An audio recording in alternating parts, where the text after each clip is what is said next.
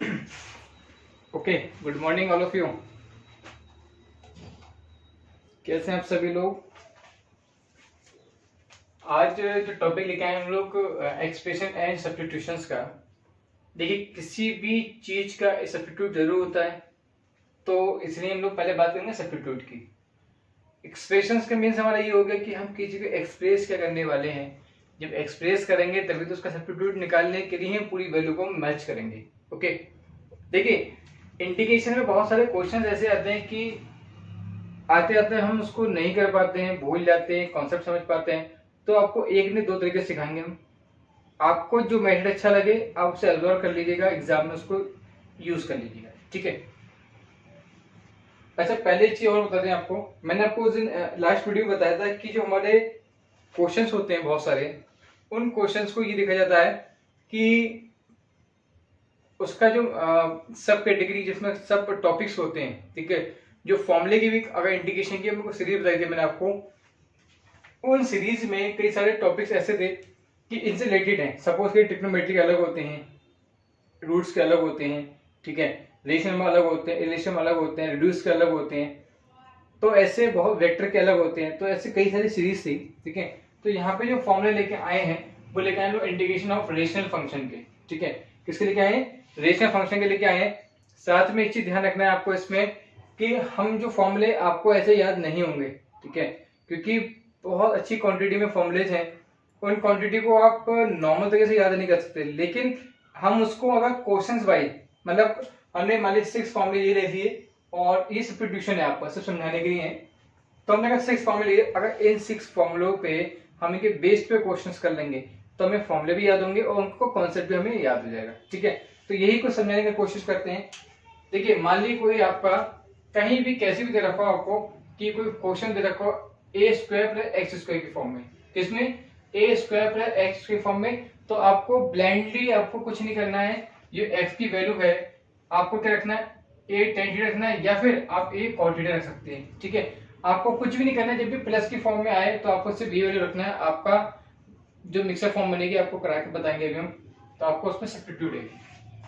यही इसके एंटी अगर नेगेटिव में आ जाए, ठीक है, माइनस में आ जाए, तो अब माइनस में साइन, साइन मतलब कहते हैं कि माइनस का साइन ऐसे बोलते हैं ना, तो ध्यान रखना जैसे माइनस का साइन है तो क्या रखोगे आप? ए साइन थीटा, और साइन थीटा के पास में कौन होता है? कॉस थीटा, ठीक है। ये कॉम्बिनेशन होते हैं, आपको मालूम है। अब डिजिट चेंज हो गई, एक्स यहाँ आ गया, ए यहाँ आ गया। जब एक्स यहाँ है, ए यहाँ है, उसका मतलब ये चेंज हो गया, ठीक है। ये चेंज हो गया मतलब ये यहाँ पहुंच गया, ये यहाँ पहुंच गया। ऐसे याद करने का तरीका बता रहे हैं आपको, ठीक है।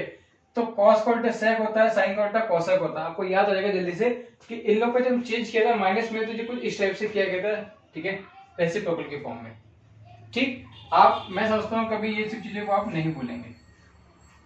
नेक्स्ट आपको दे रखा है कि a minus x A plus x, या फिर अगर आता है a plus x A minus x अगर आता है, तो आपको इन दोनों कंडीशन में क्या रखना है? a cos 2 theta x is equal to, ठीक है। इसके अलावा कुछ नहीं करना है, बिल्कुल सिंपल फॉर्म है।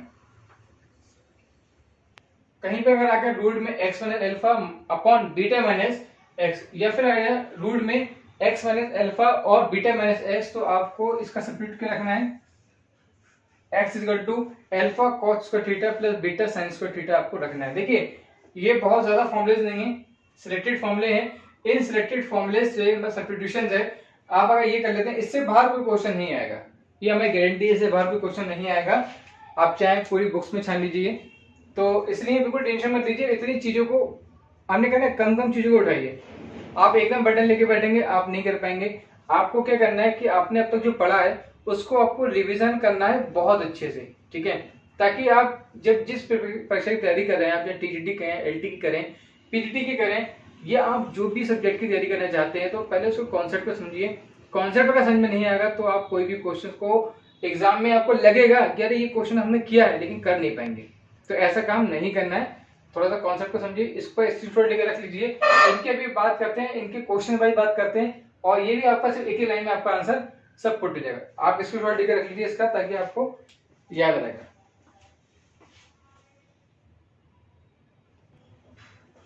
ओके, अब बात करते हैं हम लोग, हमने कुछ क्वेश्चंस लिए।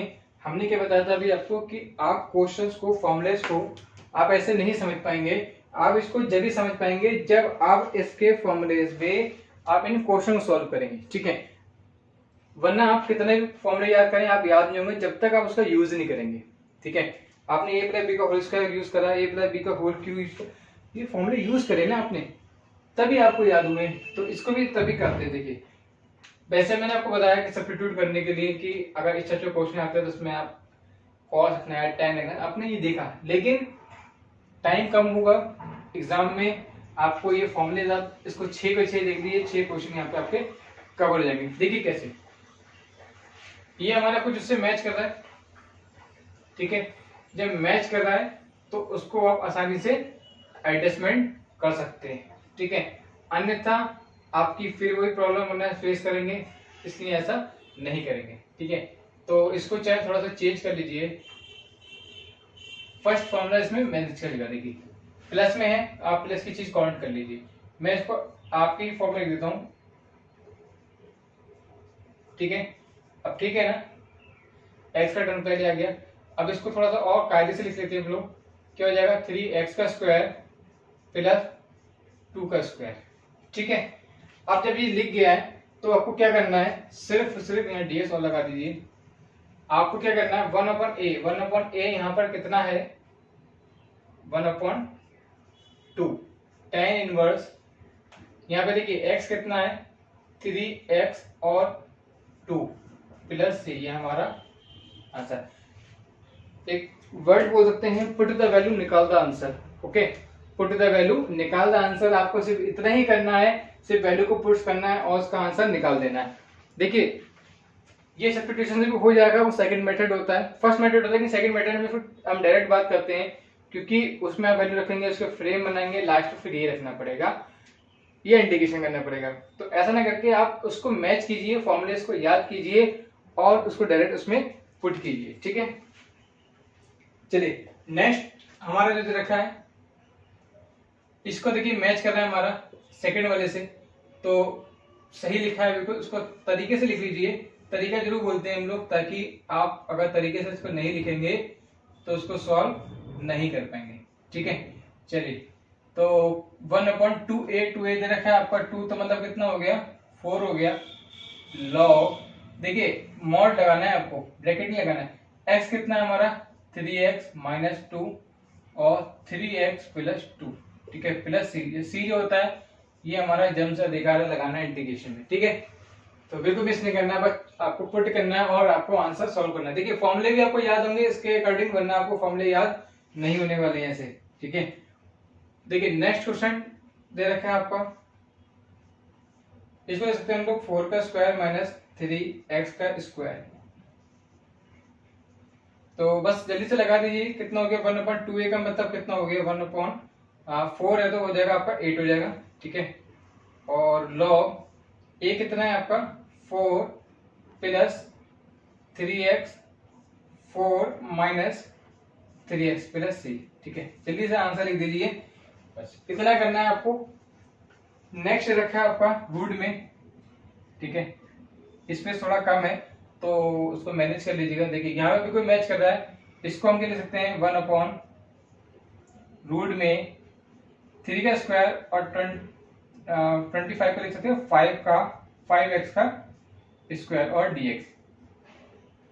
तो फाइनली कितना आ गया, इंडिकेशन लगाने तो हमें सॉल्व करना है इसको।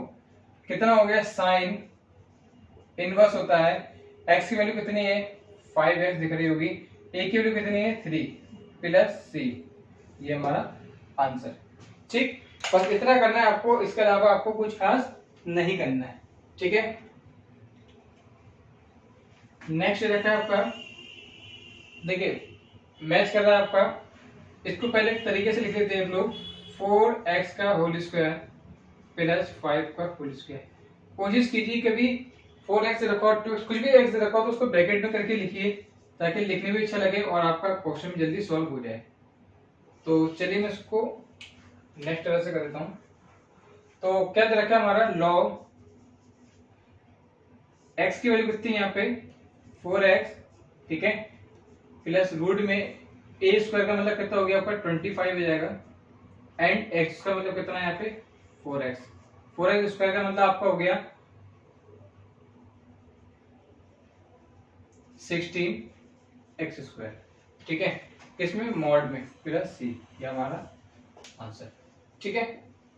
नेक्स्ट देखा है आपको, इसको भी एक थोड़ा तरीके से लिख लीजिए, तरीका लिखना नहीं होगा तो कभी कभी कंफ्यूजन हो जाता है, ठीक है। कितना हो गया 2x² माइनस का 3², ये क्या आपका dx। चलिए कार्य से लिखते हैं इसको भी। फाइनली देखिए यहाँ पे क्या था, प्लस था, वहां पे क्या है माइनस था, बाकी हमारा देखिए सेम, इसमें कुछ डिफरेंट नहीं है। क्या कहता कि सिर्फ चेंज हुआ, रेसिप्रोकल में चेंज हो रहा है, इसलिए बाकी सेम वही है, ठीक है। तो हो जाएगा log x का वैल्यू कितनी है आपकी 2x, ठीक है, प्लस कितना हो गया आपका 4x² माइनस कितना हो गया 9 मॉड प्लस सी, ये हमारा हो गया आंसर। तो इसके अकॉर्डिंग अगर आप करते हैं हर फॉर्मूले पे, हमने एक क्वेश्चन इसीलिए लिया है ताकि आपका आसानी से सॉल्व हो जाए और सब्स्टिट्यूशंस ना लगा के आप डायरेक्ट इसको याद कर सकते हैं, फॉर्मूले भी आपके साथ में कंटिन्यू प्रिपेयर हो जाएंगे, ठीक है। तो बहुत अच्छा मेथड है, नोट कर लीजिए, चाहे तो इसकी शॉट लेकर भी इसका आप रख सकते हैं ताकि आपको दिक्कत ना आए।